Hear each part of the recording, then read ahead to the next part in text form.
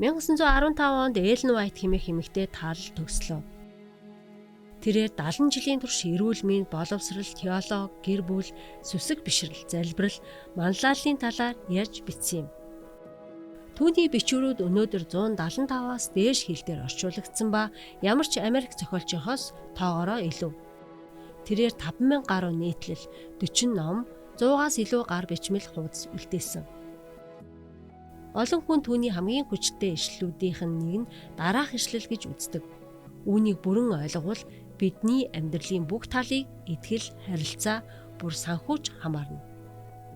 Эцгийн оршихуй Христийг хүрээлж байсан бөгөөд хязгааргүй хайрынх нь дэлхийн ажлын төлөө зөвшөөрснөөс өөр юунд ч түүнд тохиолдоогүй.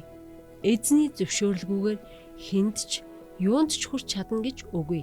Харин зөвшөөрөгдсөн бүх зүйл нь Бурхныг хайрладаг хүмүүст сайн сайхны төлөө хамтран ажилдаг.